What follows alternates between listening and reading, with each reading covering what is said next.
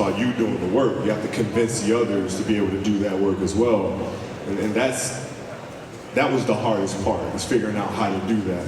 And you know, fortunately for me, I had a bunch of teammates that believed in it and wanted to do the work, and you know, the results came. How does a guy play 20 straight seasons for the legendary Los Angeles Lakers and in his final game score 60 points? He scored 60 points in his 20th season. I was tired as heck, man. But you know, it's one of those things. You know, it's when you know it's the last game, you have to literally leave it all out there. 81-point game. But in all fairness, though, like you really did not guard me that game, dude. It I know. Yeah, I mean, you get a bad rap for that, but you might have defended me like twice. Yeah, well, I actually had to go back and count it. I got a healthy 19. 19. All right. Well, that, you know, okay, then maybe you did. But here's what I want you to point out to the young people, is that during that game, you were so locked in, you were so focused that it wasn't about me. You didn't pump up the crowd. You didn't thump your chest. You didn't, after every basket, you wasn't demonstrative. Like me personally, if I would have had 35 points on you, I would have been like, yeah. So how did you maintain that level of focus and discipline that these young people can draw from? Well, it's a certain level of concentration, of staying in the moment, you know. And every game is different. You know, the game against Dallas, for example, was a different kind of emotion. I played with a little bit more anger. That Toronto game was just it was a calmness to it. It was like a stillness to it. And nothing mattered to me other than what was right in front of me. It wasn't anybody in the crowd or what an opponent may say or do. It was just about the play right in front of me, and I was able to kind of maintain that throughout. That's the guy you want shooting. That's why I understand. That is crazy. How about this? So with a sprained wrist on your shooting hand and a tough shooting night, you still found a way to ground out that huge 3 shots on LeBron and the Cavs.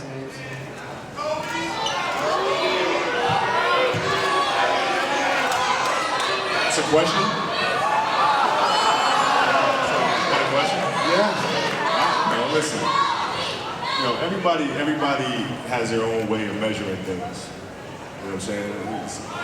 You know, my mentality is I never waste my time arguing things that I definitively cannot win. So I don't waste my time even debating that type of stuff.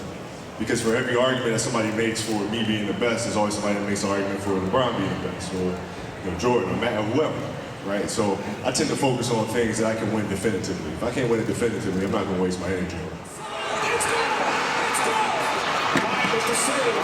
Final seconds. Bryant for the win.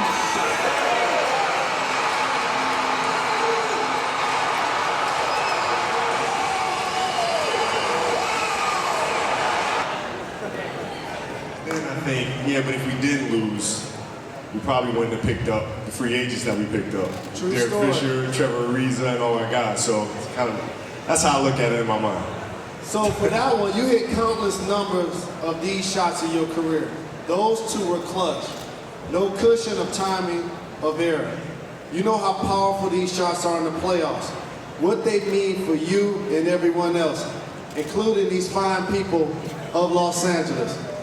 But how did it feel to you in that moment? Yeah, I mean, it was a great feeling. We worked so hard. You get to a point where the game is back and forth, and it seems like there's no chance for you to win the game, right? You can't overcome this thing, and then you do. I mean, it's kind of a release of adrenaline, and you know, now being on the other side of it, you know, as a fan, I understand what that feeling is like sitting at home and watching it. Because like when I watched my Eagles win, I had like an out of body. Successful at it and try to follow in your footsteps. Well, I mean, that's the trick is finding something that you truly love. You have to truly love it, man, because there's going to be times where things are really hard. Really hard, physically, mentally, and it takes its toll. If you don't truly love it, you won't get up that day and work. Right? You'll roll over the bed and you go back to sleep. You know? So you have to find something that you truly love. And if you find that thing, you don't have to convince yourself to work hard. You just do because you'd rather be there than any place else. It creates ripple effects across culture. But it always starts with the craft.